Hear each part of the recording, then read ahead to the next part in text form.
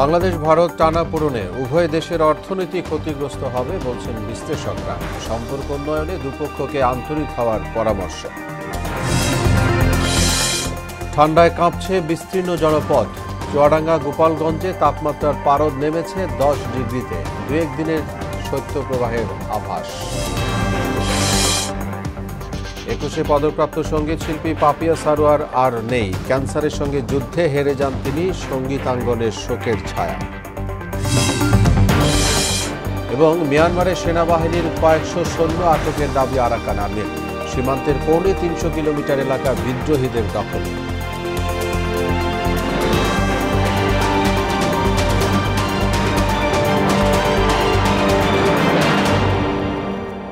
আসসালামু আলাইকুম। আমন্ত্রণ মোহনা সংবাদে। এতক্ষণ শুনছিলেন শিরোনাম, সঙ্গে আছি মোহাম্মদ ওয়ালিউল্লাহ। এবার বিস্তারিত। আওয়ামী লীগ সরকারের পতনের পরপরই চির ধরা বাংলাদেশ ভারত সম্পর্ক উন্নয়নে দুপক্ষকেই আন্তরিক হওয়ার পরামর্শ দিয়েছেন বিশেষজ্ঞরা। মধুর সম্পর্কে ভর করা কালো মেঘের ছায়া না সরানো পর্যন্ত দুদেশই অর্থনৈতিকভাবেই ক্ষতিগ্রস্ত হবে বলেও মত তাদের। সম্প্রতি ভারতের পররাষ্ট্র সচিব বিক্রম মিশ্রির ঢাকা সফরকে ইতিবাচক হিসেবেও দেখছেন তারা। আরও জানাচ্ছেন মনিরুল ইসলাম। সামাজিক, রাজনৈতিক, অর্থনৈতিক কিংবা সাংস্কৃতিক সব ক্ষেত্রেই বাংলাদেশের সঙ্গে ভারতের সম্পর্ক ঐতিহাসিক। তবে 5 আগস্ট সরকার পতনের পরই মোদী সরকারের একটা পররাষ্ট্রনীতি প্রকট হয়, যেখানে একটি বিষয় স্পষ্ট হয়ে ওঠে যে বাংলাদেশ নয়, ভারত সরকার চাই শেখ হাসিনা তথা আওয়ামী লীগের সঙ্গে সম্পর্ক রাখতে। দিল্লির এমন একচোখা নীতির কারণেই দুদেশের সম্পর্কে তৈরি হয়েছে যোজন যোজন দূরত্ব।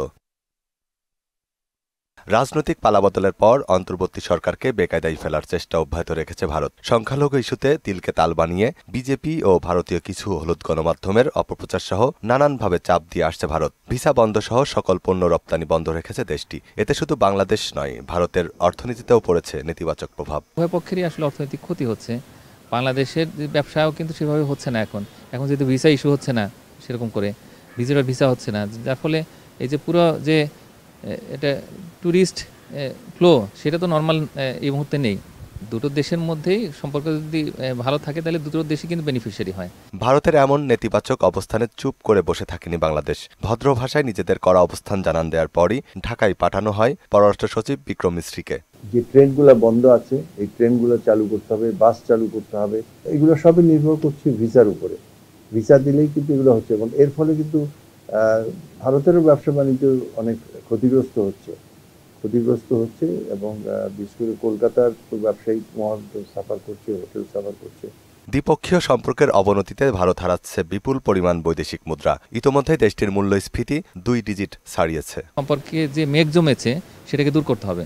তো মেঘটা কেন জমলো, তো সেইটা যদি আমরা ভালোভাবে চিহ্নিত করতে পারি তাহলে সেক্ষেত্রে সমাধানটা কিন্তু অনেকটা সহজ। আর ব্যবসা বাণিজ্যের সম্পর্ক যত তাড়াতাড়ি সম্ভব এটা ইতিবাচক করে বা সেই পথে নিতে হবে। তবে সচিব পর্যায়ের বৈঠকে কোনো পক্ষই ছাড় দেয়নি। অন্যদিকে বৈঠক চলাকালীন প্রধান উপদেষ্টা ডক্টর ইউনূস ইউরোপীয় ইউনিয়নকে অনুরোধ জানান দিল্লি থেকে ভিসা সেন্টার সরিয়ে ঢাকা কিংবা ভিন্ন কোনো দেশে স্থানান্তর করার। আমি খুশি হতাম যদি উনি বলতেন যে দিল্লি থেকে আমাদের যেহেতু ভিসার একটা রেস্ট্রিকশন আছে এটাকে ঢাকায় নিয়ে আসো, এবং সেই ফেসিলিটিস ইনফ্রাস্ট্রাকচার আমাদের আছে এবং এখানে অস্ট্রেলিয়ার ভিসা দিচ্ছে, এখানে কানাডার ভিসা দিচ্ছে, মার্কিন যুক্তরাষ্ট্রের ভিসা দিচ্ছে, তাহলে অন্য দেশে দিবে না কেন? ভারতের পররাষ্ট্র সচিবের সফরকে দ্বিপক্ষীয় সম্পর্ক স্থাপনে বাংলাদেশের প্রাপ্তিই বেশি বলে মনে করছেন বিশেষজ্ঞরা।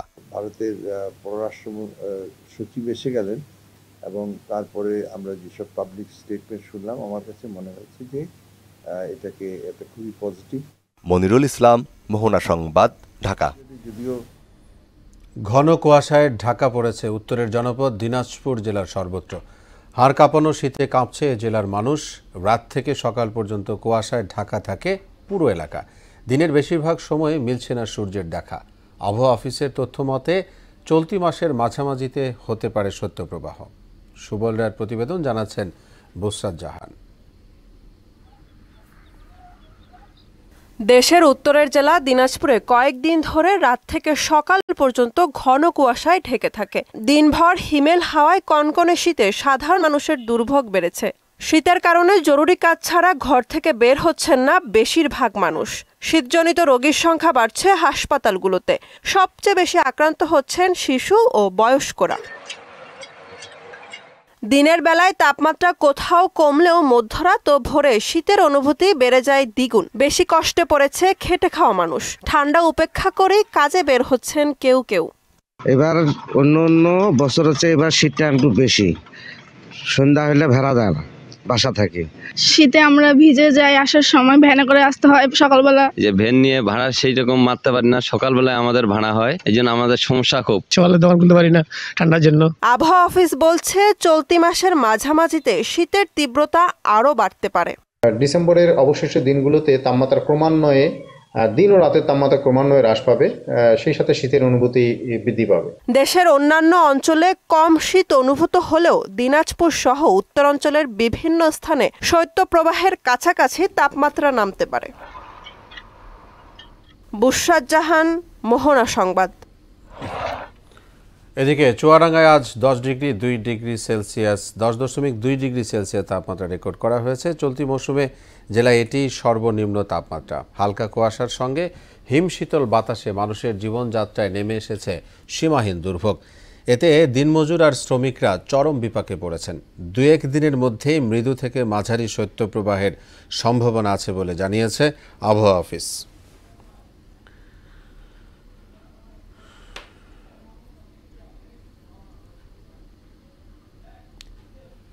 জ্ঞাত আয় বহির্ভূত সম্পদ অর্জনের মামলায় ব্যবসায়ী গিয়াসউদ্দিন আল মামুনকে হাইকোর্টের দেয়া খালাসের রায় বহাল রেখেছেন আপিল বিভাগ। বৃহস্পতিবার প্রধান বিচারপতি সৈয়দ রেফাত আহমেদের নেতৃত্বাধীন 5 সদস্যের আপিল বিভাগ এ রায় দেন। গিয়াসউদ্দিন আল মামুনের পক্ষে শুনানি করেন ফিদ এম কামাল আর দুদকের পক্ষে শুনানি করেন আসিফ হোসেন। 2007 সালে মামুনের বিরুদ্ধে 101,73,73,369 টাকার অবৈধ সম্পদ অর্জনের অভিযোগ আনা হয়। পরের বছর মার্চে বিচারিক আদালত মামুনকে 10 বছরের কারাদণ্ড এবং 10 লাখ টাকা অনাদায়ে আরও 1 বছরের দণ্ড দেন।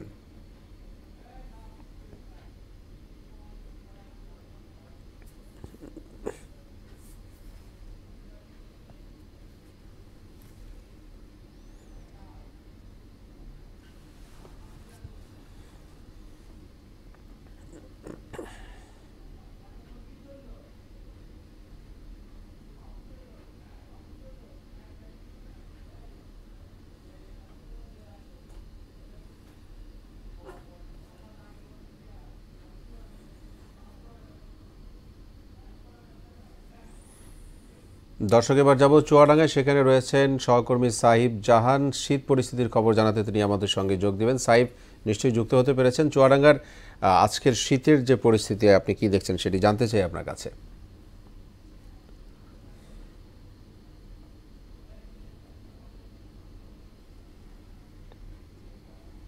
এবছরের সর্বনিম্ন তাপমাত্রা আবহাওয়া অফিস আমাদেরকে জানিয়েছে আরো 2-3 দিন পরে এই অবস্থা, বর্তমান যে পরিবেশ আছে, যে পরিবেশ আরো 2-3 দিন অব্যাহত থাকবে এবং আগামী সপ্তাহে নতুন করে যে আবহাওয়া অফিস যারা আমাদের জানিয়েছেন তাপমাত্রা আরো কমবে এবং এটা সত্য প্রবাহে রূপ নিতে পারে। হচ্ছে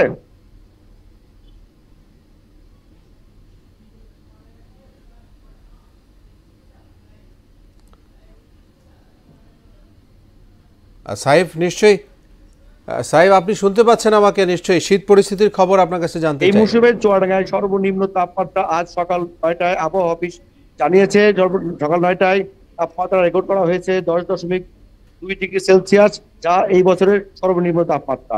শীতের মানুষ ঘর থেকে বেরোতে পারছে না। সকাল থেকে আমরা যেটা দেখেছি প্রচন্ড কুয়াশা এবং শীতের কারণে মানুষ ঘর থেকে বেরো হয়নি এবং আজকে যে পরিবেশ হয়েছে সেটা সারাদিন সূর্যের দেখা না মিললেও কিছুক্ষণ আগে সূর্যের দেখা মিলেছে, আর যার কারণে মানুষ ঘর থেকে বের হয়েছে। মানুষ বের হয়ে এখন কিছুটা স্বাভাবিক পরিবেশে কাজ করলেও এখন যে পরিবেশটা হচ্ছে যে কৃষকরা মাঠে যে সব ফসলগুলো আছে চুয়াডাঙ্গাতে ফুলকপি, পাতাকপি সহ বিভিন্ন ফসলে কিন্তু শীতের কারণে অনেক ক্ষতি হচ্ছে। এই ক্ষতির কারণে মানুষ কিন্তু কৃষকরা যেমন ক্ষতিগ্রস্ত হচ্ছে এবং ফসলের ক্ষেতে কিন্তু যে ধরনের লাভ হওয়ার কথা ছিল সেটা কিন্তু হচ্ছে না। বাজারে এর প্রভাব পড়েছে, বাজারে কিন্তু দাম বেড়ে গিয়েছে। তারপরে আমরা যেটা করছি যে বর্তমানে এরকম যে অবস্থা আছে এই অবস্থা আরো 2-3 দিন থাকবে, আর আগামী সপ্তাহে কিন্তু এটা আরো নিম্ন দিকে আসবে, তাপমাত্রা কমে আসবে। তাপমাত্রা যে অবস্থা হচ্ছে তাতে করে আমাদের দেশের গরিব খেটে খাওয়া মানুষ কিন্তু কাজ করতে পারছে না, তারা প্রতিদিনই কিন্তু ঘর থেকে বেরোচ্ছে না। রিক্সা চালক যারা জি সাইফ, আপনাকে ধন্যবাদ আমাদের সঙ্গে যোগ দেওয়ার জন্য। জি, যাত্রাবাড়ী থানার সাবেক ওসি আবুল হাসান ইস্যুতে ব্রিফ করছে ট্রাইব্যুনালের চিফ প্রসিকিউটর তাজুল ইসলাম। সরাসরি যাব সেখানে।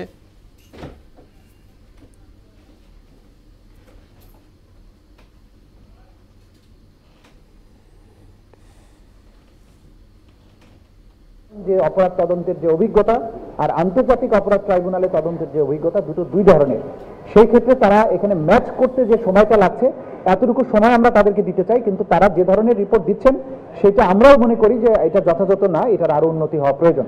এই ব্যাপারে আমরা তাদেরকে মোটিভেট করার চেষ্টা করছি, তাদেরকে ট্রেন করার চেষ্টা করছি, যাতে করে তারা যথাযথভাবে তদন্ত রিপোর্ট আদালতের কাছে দিতে পারেন। Thank you. 17 তারিখে কয়জন আসতেছে? আব্দুল রাজ্জাক কিন্তু ওই দিন আসছিল, ওই দিন আসেনি কিন্তু পরে এক সপ্তাহ মানে আসার অর্ডার যেতে পারি মানে হ্যাঁ হচ্ছে বলেই তো আমরা কোর্টে মেনশন করেছি। এটা আইন শৃঙ্খলা রক্ষাকারী বাহিনীকে রিপোর্ট দিতে বলা, পুলিশকে। কারণ গ্রেপ্তারের যে পরোয়ানা এটা কার্যকর করে পুলিশ, আমাদের তদন্ত সংস্থা না, সেজন্য তাদেরকে বলা হয়েছে।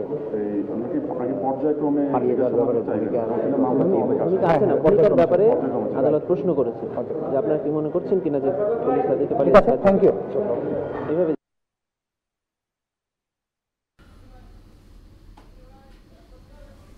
যে যাত্রাবাড়ী থানার সাবেক ওসি আবুল হাসান বিষয়ে ব্রিফ করছিলেন তাজুল ইসলাম, আমরা সেখানে ছিলাম সরাসরি। এবার যাচ্ছি পরের খবরে। জুলাই আগস্টে হত্যা মামলায় যাত্রাবাড়ী থানার সাবেক ওসি আবুল হাসানকে আন্তর্জাতিক অপরাধ ট্রাইব্যুনালে হাজির করা হয়েছে। সকাল 10:30টার পর ট্রাইব্যুনালে তাকে হাজির করা হয়। এর আগে 4 ডিসেম্বর শিক্ষার্থী ইমাম হোসেন তাইম হত্যা মামলায় যাত্রাবাড়ী থানার সাবেক ওসি আবুল হাসানকে গ্রেফতার দেখিয়ে কারাগারে পাঠানোর নির্দেশ দেন ট্রাইব্যুনাল।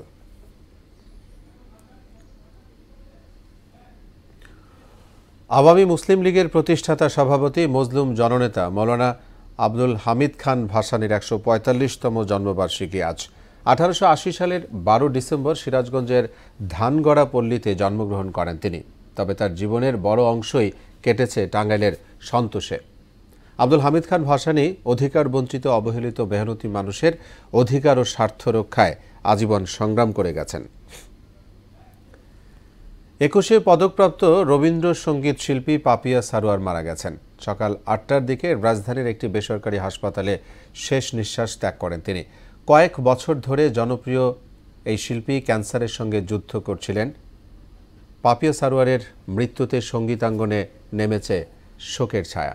গুনিয়ে শিল্পীর জীবনের খানিকটা তুলে ধরা হচ্ছে ডেস্ক রিপোর্টে।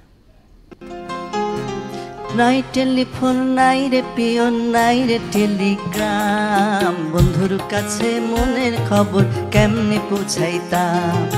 প্রবল জনপ্রিয় এই গানটি সবার থেকে আলাদা করেছিল পাপিয়া সারোয়ারকে। বাংলা সঙ্গীত প্রেমীদের কাছে 80-র দশকের গানটি আকাশ ছোঁয়া জনপ্রিয়তা অর্জন করে। হৃদয়ে আলোড়ন তোলা মধুময় এমন গান আর কখনো গাইবেন না সেই কণ্ঠশিল্পী পাপিয়া সারোয়ার। দীর্ঘদিন ক্যান্সারে ভুগে না ফেরার দেশে পাড়ি জমিয়েছেন গানের জগতের এই নক্ষত্র। আমি হৃদয়ের কথা বলিতে ব্যাকুল। ক্যান্সারে আক্রান্ত হওয়ার পর থেকেই দেশের বিভিন্ন হাসপাতালে চিকিৎসা নিয়েছেন পাপিয়া। সবশেষ রাজধানীর একটি বেসরকারি হাসপাতালে ভর্তি করা হয় তাকে, সেখানেই চিকিৎসাধীন ছিলেন। দীর্ঘ সঙ্গীত ক্যারিয়ারে রবীন্দ্রসঙ্গীতের জন্য কোটি কোটি শ্রোতার ভালোবাসা পেয়েছেন। তার ব্যতিক্রমী কণ্ঠ ও গায়কের প্রশংসা ছিল সঙ্গীতাঙ্গনে। আধুনিক গানেও আছে তার সাফল্য। তার প্রথম অডিও অ্যালবামটি তার নামেই প্রকাশিত হয় 1982 সালে, আর সবশেষ অ্যালবাম আকাশ পানে হাত বাড়ালাম বাজারে আসে 2013 সালে। হৃদয়ের কোন কোন দুকুল ভেসে যায়, হায় সজনী উথলে। পাপিয়া সারোয়ার 1952 সালে 21 নভেম্বর বরিশালে জন্মগ্রহণ করেন। ছোটবেলা থেকেই রবীন্দ্রসঙ্গীতের প্রতি তার ছিল আলাদা একটা টান। ছায়ানট বুলবুল ললিতকলা একাডেমিতে গান শিখতেন। দেশ স্বাধীন হওয়ার পর তিনি প্রথম ভারত সরকারের বৃত্তি নিয়ে বিশ্বভারতী বিশ্ববিদ্যালয় থেকে রবীন্দ্রসঙ্গীতে স্নাতক করার সুযোগ পান।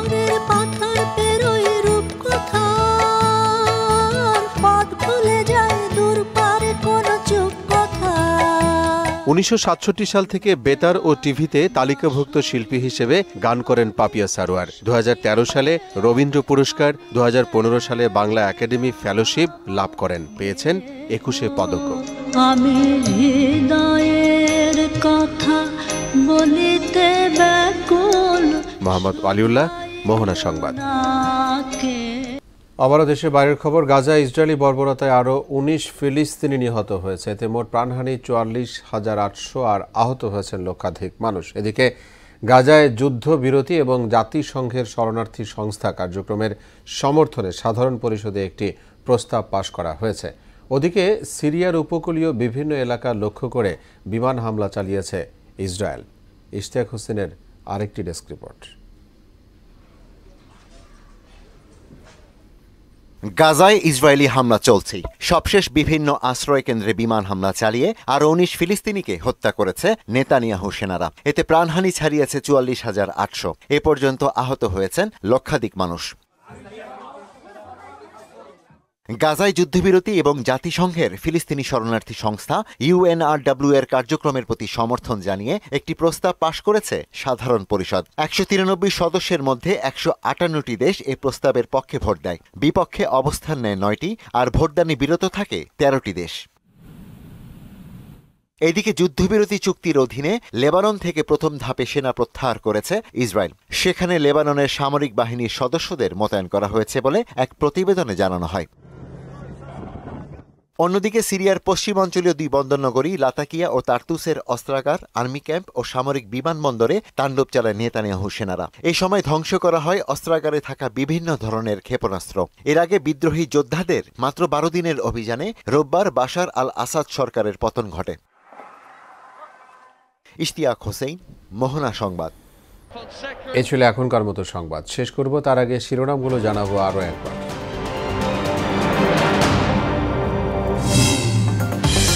বাংলাদেশ ভারত টানাপোড়েনে উভয় দেশের অর্থনীতি ক্ষতিগ্রস্ত হবে বলছেন বিশ্লেষকরা। সম্পর্ক উন্নয়নে দুপক্ষকে আন্তরিক হওয়ার পরামর্শ। ঠান্ডায় কাঁপছে বিস্তীর্ণ জনপদ। চুয়াডাঙ্গা, গোপালগঞ্জে তাপমাত্রার পারদ নেমেছে 10 ডিগ্রিতে। 2-1 দিনেই শৈত্যপ্রবাহের আভাস। 21 পদকপ্রাপ্ত সঙ্গীত শিল্পী পাপিয়া সারোয়ার আর নেই। ক্যান্সারের সঙ্গে যুদ্ধে হেরে যান তিনি। সঙ্গীতাঙ্গনে শোকের ছায়া। এবং মিয়ানমারের সেনাবাহিনীর কয়েকশো সৈন্য আটকের দাবি আরাকান আর্মির। সীমান্তের 350 কিলোমিটার এলাকায় বিদ্রোহীদের দখলে।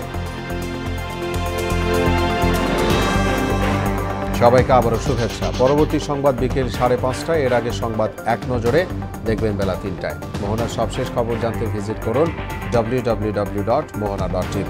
সংবাদ দেখতে পারেন ফেসবুক ও ইউটিউবে। এতক্ষণ সঙ্গে থাকার ধন্যবাদ সবাইকে।